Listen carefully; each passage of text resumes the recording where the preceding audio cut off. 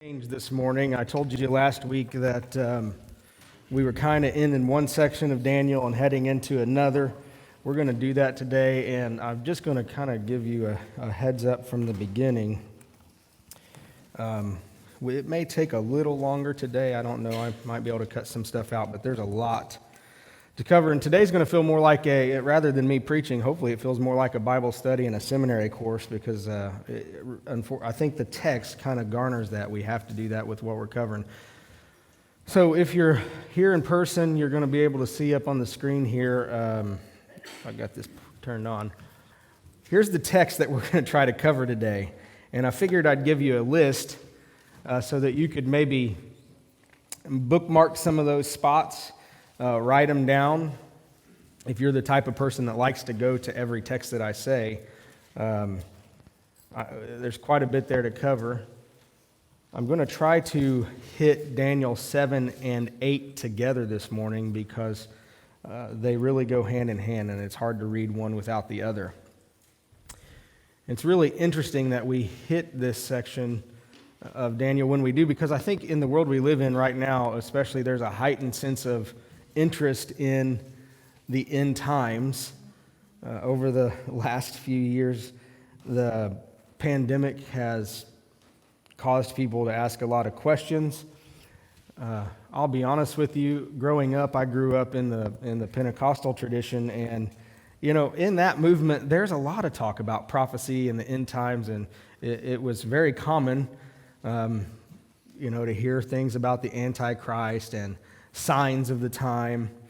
And I can remember being a kid, at times almost being fearful, listening to some of these preachers talk about this stuff and reading some of this stuff, because in the back of my mind there was always this thought of, what if Jesus comes back and I'm left behind? That'd be a bad deal. And people are interested in the end times for a lot of different reasons. I think some people are so interested in trying to figure out the end times and the signs of the end times so they can live a life however they want to live, and then at the end they can try to get right with God. I think that's one of the reasons. I think some people just like the suspense and the imagery that the end times draw up. But for whatever the reason, whatever reason we're fixated on that, I think sometimes we get so focused on the fine details that we actually miss the point of the text. And I think if we're not careful today as we enter into this new section of Daniel, so the first 6 chapters we've covered, those are narrative. They are accounts of Daniel and his friends. And I'll say Daniel, and not just Shadrach, Meshach, and Abednego, but King Nebuchadnezzar and Belshazzar. They're stories of those people. And it's narrative. And today, when we get to chapter 7, we leave the narrative section of the book and we enter into what's called apocalyptic literature. And apocalyptic literature is possibly, in my opinion, it is the most difficult type of literature in the Bible to understand. It's very difficult. So we get to Daniel 7 today and 8, parts of 8, and the temptation, I think, is to focus so hard on the fine details that we might miss the big point. And that's what I want to try to avoid. So let's talk a little bit about apocalyptic literature before we get started, just so we understand how we should be reading this a little bit better. The word apocalypse, it comes from a Greek word, and the literal meaning of the word is to uncover or to reveal something. So when we hear apocalypse, we think the end, right? But the real definition is to uncover or reveal something. Apocalyptic literature in the Bible is when God pulls back the curtain to give a divine perspective of an earthly situation. So you might want to write that down so as you read this on your own time. Apocalyptic literature in the Bible is when God pulls back the curtain to give a divine perspective of an earthly situation or circumstance. So Tim Mackey, who I like to listen to him and follow him on YouTube and things like that, he puts it this way, and it's real easy. A heavenly perspective on an earthly situation. That's what apocalyptic literature is. It's written very poetically, in a very imaginative way, and it's filled with symbolism. Now, it's important to understand that the symbolism that's used would have been symbolism that was familiar to the reader. All right, so with this in our mind, hopefully it'll help us take a fresh look at Daniel chapter 7 and parts of 8. Now, before we start reading Daniel 7 here, I want to just point out that we were following a timeline in the first 6 chapters, and now when we get to chapter 7, we kind of go back in time, okay? Because we'll read in the first verse that it was the year of Belshazzar, king of Babylon. That's not the last guy we read about, right? We had Darius, so now we're kind of going back, and that's okay. So in the first year, this is chapter 7, let's read verses 1 through 8. And I'm probably going to do some writing on the board too later. So in the first year of King Belshazzar of Babylon, Daniel had a dream, and visions passed through his mind as he was lying in bed. He wrote down the substance of his dream. Daniel said, "In my vision at night I looked, and there before me were 4 winds of heaven churning up the great sea. 4 great beasts, each different from the others, came up out of the sea." Now, immediately here, I'm just going to pause for just a second, because I told you it's going to be like a seminary course. Immediately here, we have some pretty significant symbolism from the very beginning of him describing this dream. And the symbolism that some people kind of skip right over, we focus on the beast, but right here we see him talk about the great sea. And this would have been very prominent in an ancient person's mind. It actually reflects back all the way to Genesis chapter 1, verse 2, where Moses wrote, "Now the earth was formless and empty, darkness was over the surface of the deep, and the Spirit of God was hovering over the waters." The picture is this primordial, chaotic, dark sea. And so in Daniel's vision right here, he is seeing this sea which represents chaos. Right? So the story of creation is God takes this chaotic nothingness and organizes it into something that is working and great. And in this vision now we see out of the chaos these 4 beasts come up out of that. So verse number 4. We're going to talk about the beast now. "The first was like a lion, and it had the wings of an eagle. I watched until its wings were torn off, and it was lifted from the ground so that it stood up on 2 feet like a human being, and the mind of a human was given to it. And there before me was a second beast, which looked like a bear. It was raised up on one of its sides, and it had 3 ribs in its mouth between its teeth. It was told, 'Get up and eat your fill of flesh.' After that I looked, and there before me was another beast, one that looked like a leopard, and on its back it had 4 wings, like those of a bird. This beast had 4 heads, and it was given authority to rule. After that, in my vision at night, I looked, and there before me was a 4th beast, terrifying and frightening and very powerful. It had large iron teeth, and it crushed and devoured its victims and trampled underfoot whatever was left. It was different from all the former beasts, and it had 10 horns. While I was thinking about the horns, there before me was another horn, a little one, which came up among them, and 3 of the first horns were uprooted before it. This horn had eyes like the eyes of a human being, and a mouth that spoke boastfully." Now, if you flip over to Daniel chapter 8, we're going to skip some verses. That's okay, we'll come back. We're going to look at verses 1 through 9, and what we're going to find is that these verses in Daniel chapter 8 go into a little bit more detail of the second and third beasts written of in Daniel chapter 7. Okay? So chapter 8, verse 1. "In the 3rd year of King Belshazzar's reign, I, Daniel, had a vision after the one that had already appeared to me." So this is a different vision than in chapter 7 with more detail. "In my vision, I saw myself in the citadel of Susa in the province of Elam. In the vision, I was beside the Ulai Canal. I looked up, and there before me was a ram with 2 horns standing beside the canal. And the horns were long. One of the horns was longer than the other, but grew up later. I watched the ram as it charged toward the west and the north and to the south.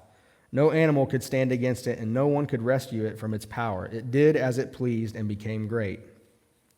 As I was thinking about this, suddenly a goat with a prominent horn between its eyes came from the west, crossing the whole earth without touching the ground. It came forward It came toward the two-horned ram that I had seen standing beside the canal and charged at it in great rage. I saw it attack the ram furiously, striking the ram and shattering its two horns. The ram was powerless to stand against it. The goat knocked it to the ground and trampled on it, and none could rescue the ram from its power. The goat became very great, but at the height of its power, the large horn was broken off, and in its place 4 prominent horns grew up toward the 4 winds of heaven. All right. So we've got some symbolism going on here, obviously. And there's 2 pieces I want to point out here about the symbolism. I want to point out, first of all, the beasts. And not go into great detail yet, but just simply think about the beasts themselves. What do beasts represent biblically? What would these people, reading this text thousands of years ago, have thought of when they heard of the beasts? Well, it was very common practice to use beast in biblical literature to represent violent people or violent kingdoms. If you look at Isaiah chapter 5, verses 26 through 30, this is Isaiah, God through Isaiah, prophesying that Babylon is going to capture Jerusalem and carry the Israelites away into captivity, which this is where Daniel is, right? Daniel is the result of the Babylonians attacking Jerusalem and carrying the Jewish people off into captivity. So this is Isaiah prophesying about this, and listen to how he describes it.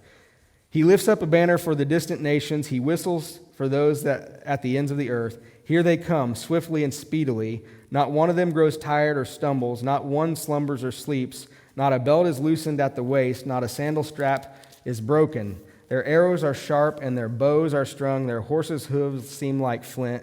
Their chariot wheels like a whirlwind. Now pay particular attention to this. Their roar is like that of a lion. They roar like young lions. They growl as they seize their prey and carry it off with no one to rescue.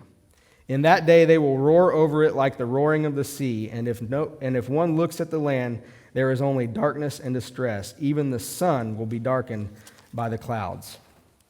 So here in Isaiah, we have Isaiah saying a lion's going to come and devour Israel and carry it off. And now we get to Daniel. Daniel is living in that reality. He's experienced the devouring and carrying off. And now Daniel is having a dream or a vision that incorporates a lion, right? These beasts. And also, not just the beast, but there's some significance when we go to chapter 8 about a horn, about some horns, right? We have 10 horns and then one prominent horn in one vision, and in the next vision you have a goat with horns. And so, obviously, the horn thing is a significant issue. Well, what does the horn mean? What would these people have understood when they saw the horn? A horn was used in biblical writing. It was symbolic of power and strength. Not always bad. It could be good. If you go to Psalm 75, there's Psalm 75 is a rather short psalm. And it says, "We praise you, God. We praise you, for your name is near. People tell of your wonderful deeds. You say, I chose the appointed time. It is I who judge with equity. When the earth and all its people quake, it is I who hold its pillars firm. To the arrogant I say, listen, to the arrogant I say, boast no more, and to the wicked, do not lift up your horns. Do not lift up your horns against heaven. Do not speak so defiantly. No one from the east or the west or from the desert can exalt themselves. It is God who judges. He brings one down, he exalts another. In the hand of the Lord is a cup full of foaming wine mixed with spices. He pours it out, and all the wicked of the earth drink it down to its very dregs. As for me, I will declare this forever. I will sing praise to the God of Jacob, who says, I will cut off the horns of all the wicked, but the horns of the righteous will be lifted up. So in this one chapter, now this is just one chapter I picked. You can read different, go look it up on your own, the horn thing. But in this one chapter, you see a horn is just symbolic of power, good and bad. All right, now I hope everybody's probably saying, okay, let's get to the interpretations. I want to know, what does this mean? I'm going to give you a few different views this morning, and this is where I'm going to try to use the board. We're going to talk about one view. Now, here's what I want you to understand. I had a great professor at Cincinnati Bible Seminary. You've heard me talk of him before. His name's Dan Dyke. Dan would, after one class with Dan, I decided I would sign up for any class that he taught while I was there.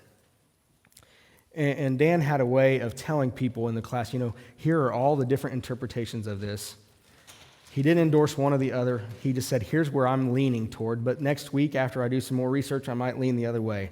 But here they are. So this morning, I'm going to give you the views that are prominent views. And I want you to know that there are respectable people. There are respectable Bible scholars that adhere to all the views. Men and women that are probably have forgotten more than I'll ever know on all sides of the argument. Okay? So the first view I want to talk about, and I'm going to give you some variations to that view, is when these people read Daniel, these visions and dreams in Daniel, and not just in 7 and 8, but as we move forward, they interpret these events as if they have already happened in the past. And they equate these beasts with certain empires. Okay, so view number one, most of the things have happened in the past. And the first beast that Daniel talks about is a lion. And so these people that adhere to this view, they say the lion represents the kingdom of Babylon. You think about the language that was used, especially when you think about Isaiah. Isaiah called the Babylonians lions that would come in. And you have this vision, and there's this lion that comes in, and he's given the heart of the man. And a lot of people say that's Nebuchadnezzar, King Nebuchadnezzar, and the Babylonian Empire. So view number one, you have Babylon is the lion.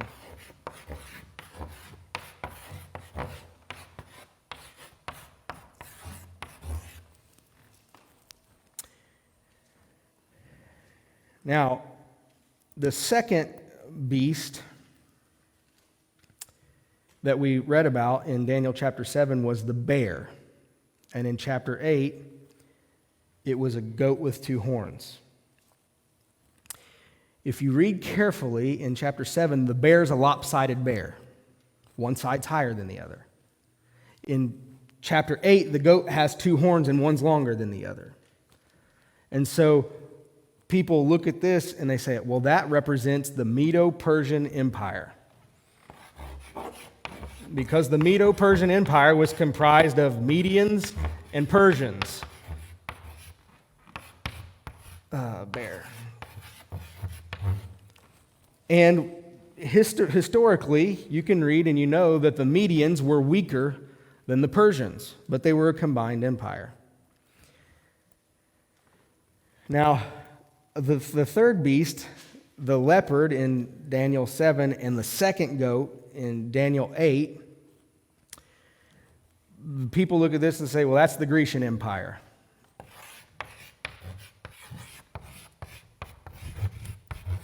And they get to that.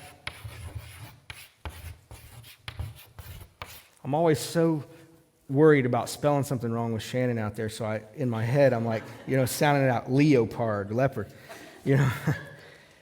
So the third empire, and here's why people say this. Historically, all right, you have this leopard, he comes in, he has 4 wings and 4 heads, and then you have Daniel chapter 8, you have a goat that comes in, and he has 1 prominent horn, and when that horn breaks off, 4 horns grow up. So you see the significance here, 4 heads, 4 wings, 4 horns, but they start off with 1 horn. If you know your history, you'll know that Alexander the Great was the first king of the Grecian Empire. And Alexander the Great had a lot of military force. He was the Grecian Empire was speedy. They kind of took over things very quickly. And a leopard's fast. And you'll notice that Daniel uses language that talks about how fast this third empire will come in and take over.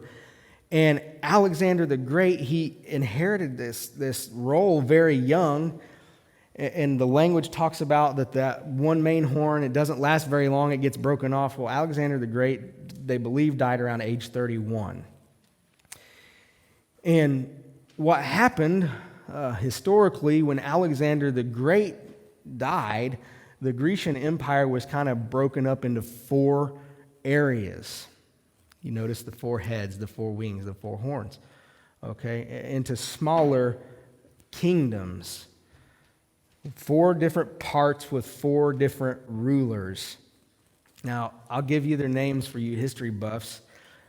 Cassander, Lysimachus, Seleucus, and Ptolemy. Those are the 4 leaders of those 4 regions. And what happens is that, anytime you have 4 different rulers, they're all going to, at some point, they're going to start to clash, right? And this is what happens in history. These guys start to clash. They start to fight against each other. And then a new empire rises. Now, this is the 4th, right, we're talking about. And I'm going to write up here the Syrian Empire.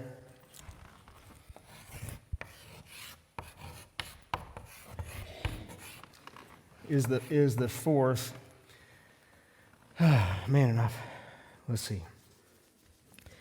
There's variations here I want to talk about. Now, this 4th empire is symbolized. We don't know what animal it is. I'll just put it that way. It's a beast like no other. Okay, so we can't identify what animal this is, but Daniel says it's a beast like no other. And there's one horn in this particular beast that is just really bad, right? Now, when you look at the Syrian Empire, there was a guy, he eventually became king. His name was Antiochus Epiphanes. The name, actually, he gave himself the name Epiphanes. Antiochus Epiphanes means God manifest. That was how he referred to himself, God manifest. He was a bad dude. Eventually, he goes into Jerusalem and he takes over Jerusalem. And it's been written, I've seen a lot of different numbers, but the most common number I've seen is that he is responsible for killing around 80,000 Jewish people. Some of those he actually killed in the temple courts.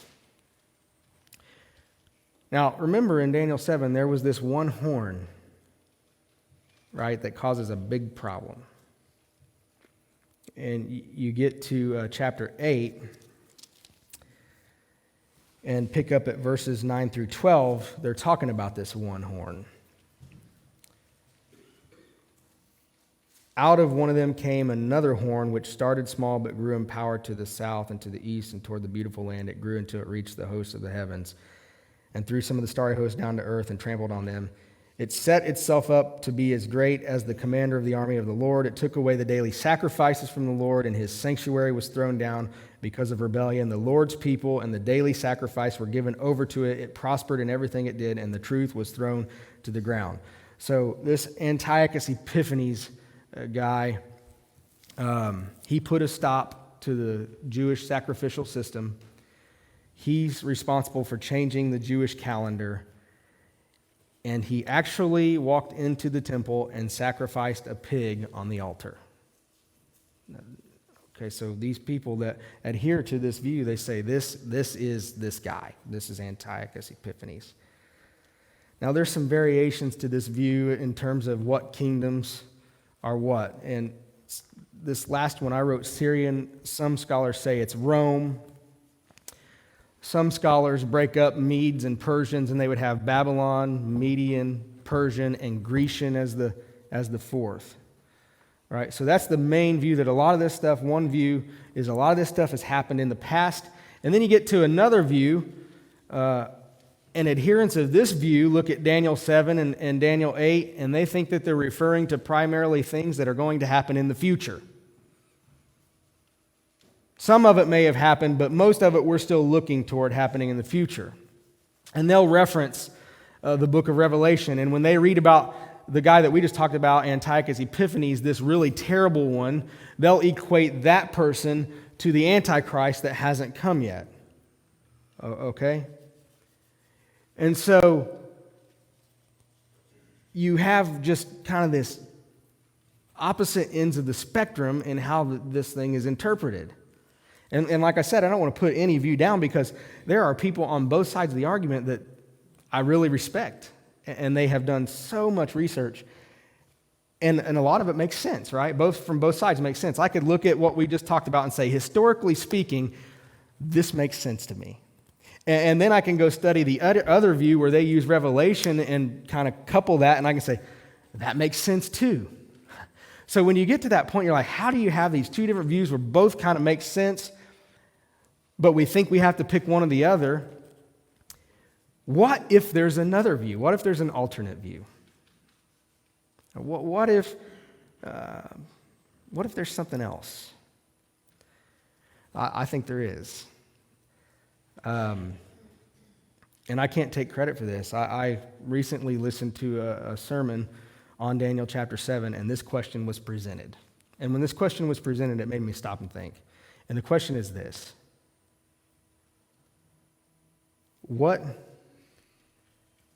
would Jesus, or how did Jesus view this passage? How did Jesus interpret Daniel chapter 7? And you're like, why? We haven't even, Jesus is not in the book of Daniel, right? Or is he? Why? Why would we ask, what does Jesus think?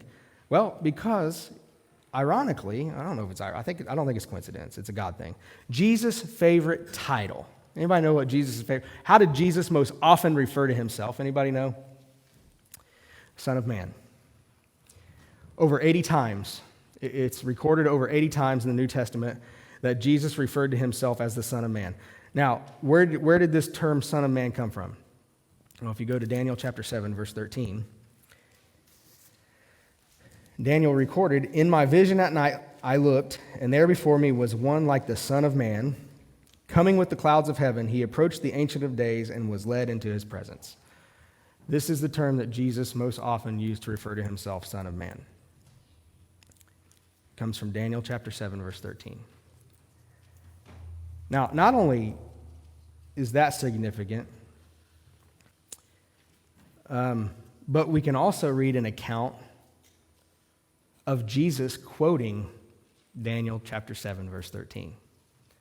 And so Jesus himself quotes this verse over in Matthew chapter 26, verses 57 through 64. Now, don't read it yet because I have to set this up for you. I was trying to be a cool dad yesterday, and I called Matthew, and Matthew did. He cleaned off his desk in his room for me yesterday, so I could sit in there and study and get things done. And so I wanted to engage Matthew in this, and I said, "Hey Matthew, what color lightsaber did Darth Vader have?" Because I'm not a Star Wars fan. Matthew loves it, and so I want to set this up for you. I want you to imagine yourself going to a Star Wars convention and dressing in a black robe-like thing and wearing a mask and carrying around a red lightsaber. Now, people that go to these Star Wars conventions are Star Wars fans. They know it, right? They know everything that there is to know about Star Wars. So if they see somebody walking around like that, they make the assumption that's Darth Vader. Especially if the guy doing that walks over to you and says, "I am your father." That's Darth Vader, right? And when he says that to you, you're making the assumption then that he thinks I'm Luke Skywalker, right? Now, I know some of you are like, okay, this is kind of weird. How are you going to... Because Jesus was in an audience of Bible scholars. Like people at a Star Wars convention that know Star Wars. In this text we're about ready to read, Jesus was in an audience of Bible scholars. They knew the Old Testament. They knew the writings of Daniel. Some of them probably had it, most of them actually probably had it memorized. They were very familiar with this. So when Jesus makes a statement, there's some assumptions that they're making, right? All right, let's read these verses. He's in a situation surrounded by Old Testament scholars. And this is when Jesus is arrested. Those who had arrested Jesus took him to Caiaphas, the high priest. That's important to note. Jesus is standing before the high priest, where the teachers of the law and the elders had assembled. But Peter followed him at a distance, right up to the courtyard of the high priest. He entered and sat down with the guards to see the outcome. The chief priests and the whole Sanhedrin were looking for false evidence against Jesus so that they could put him to death. Now notice who Jesus is standing in front of. These are not Roman officials.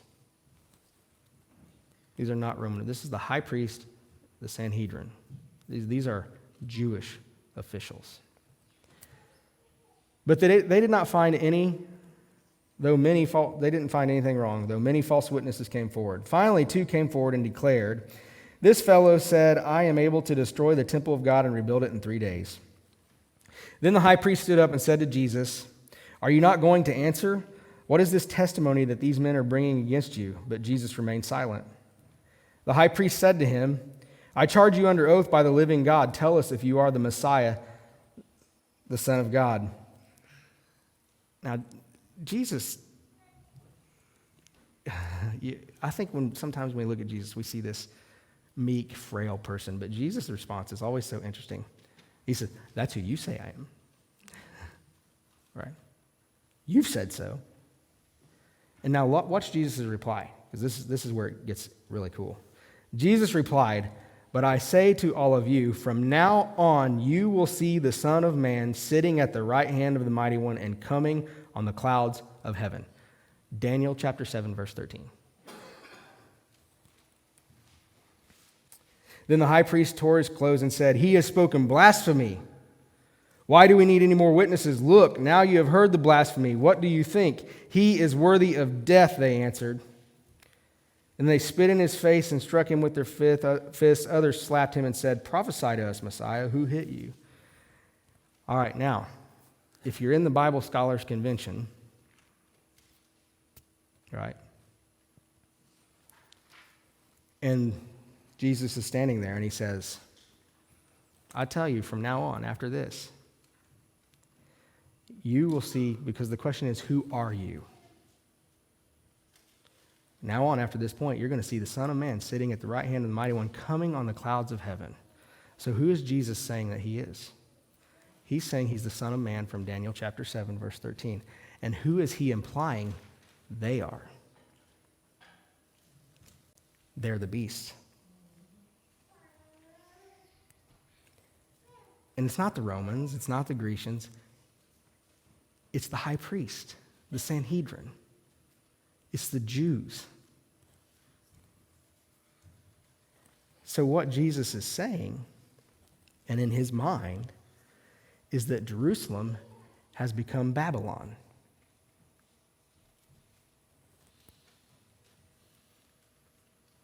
Do you see the significance of that?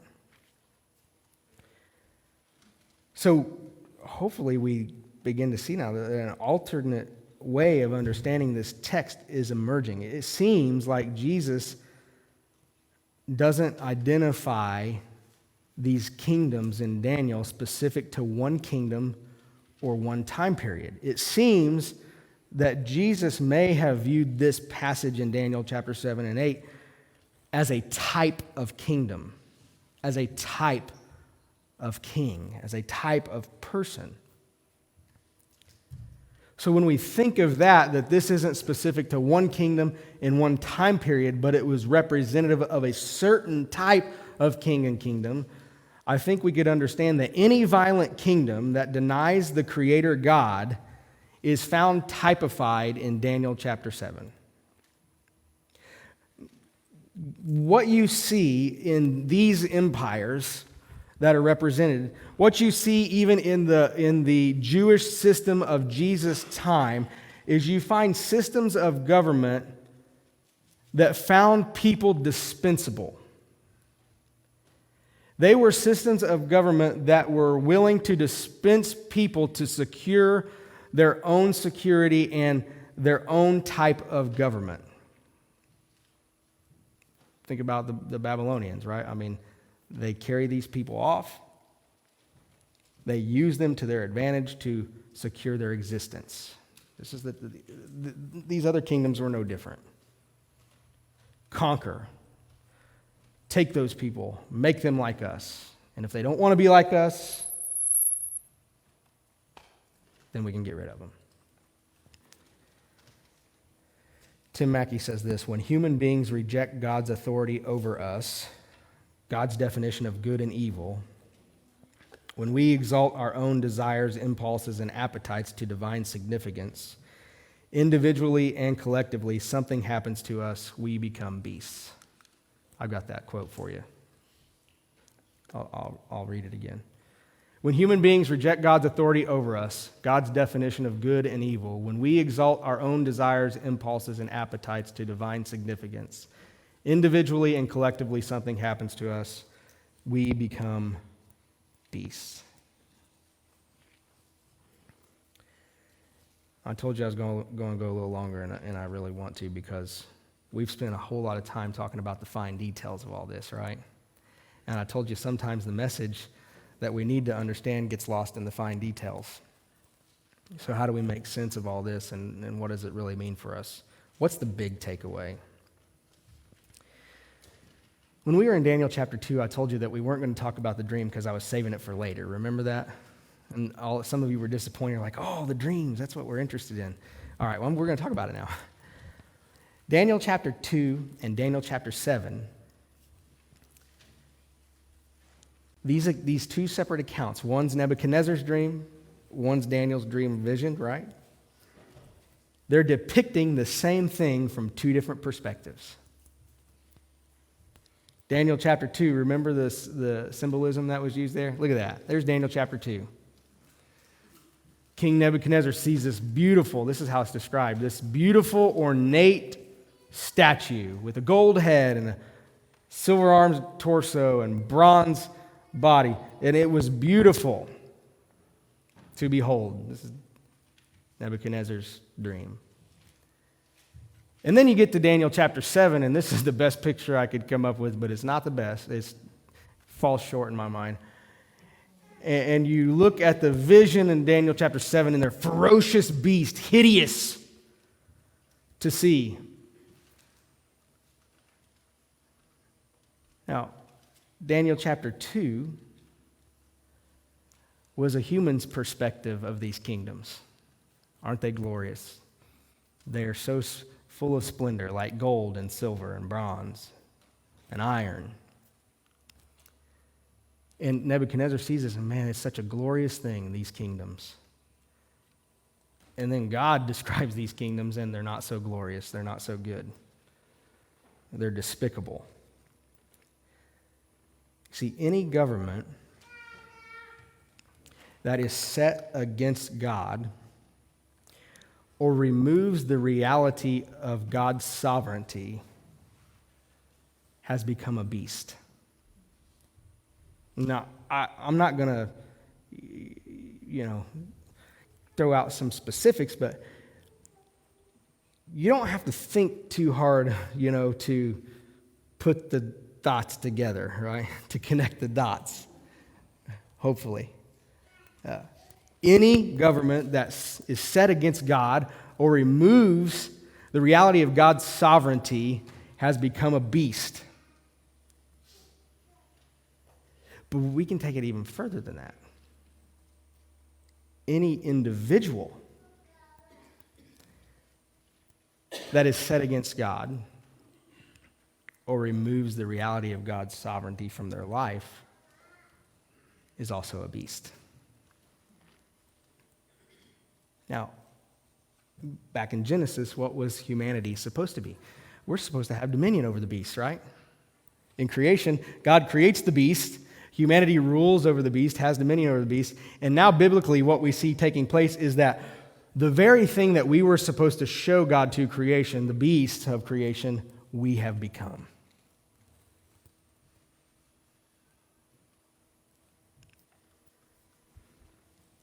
And Daniel's response to all this is he's troubled.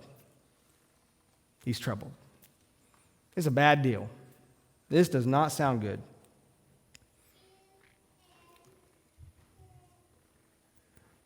And keep in mind that he's having these visions and these dreams in the midst of the stories that we just read.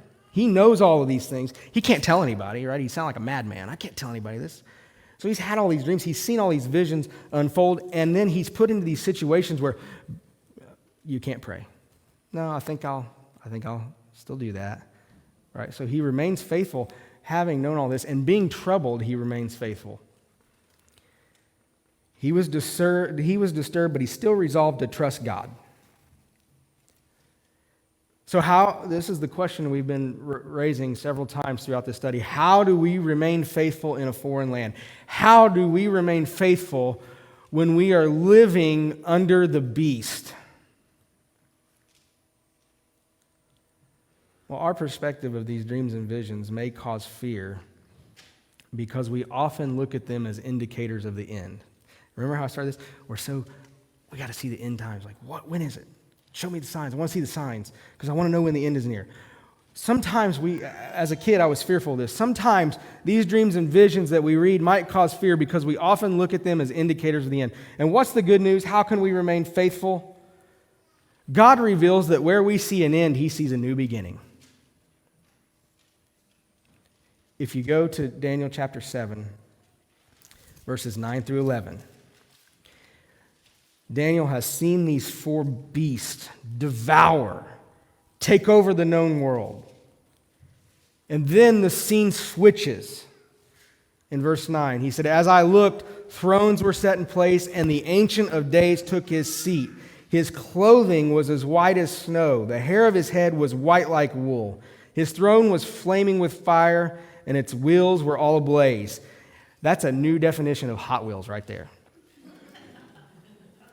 "A river of fire was flowing, coming out from before him. Thousands upon thousands attended him. 10,000 times 10,000 stood before him. The court was seated, and the books were opened."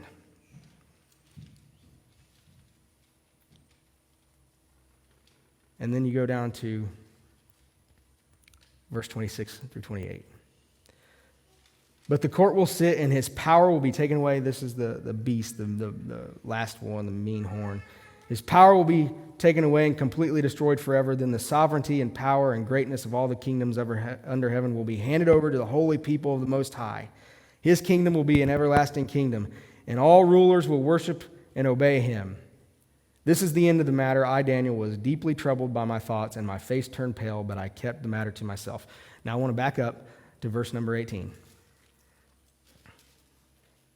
Daniel chapter 7. How should we interpret these dreams and visions, and what perspective should we have? It's real simple. "But the holy people of the Most High will receive the kingdom and will possess it forever. Yes, forever and ever." Because when we see an end, God sees a new beginning. How do we remain faithful in a foreign land? How do we remain faithful when we are living under the beast? It's to keep our eyes on the fact that Jesus is king, and we will reign forever and ever.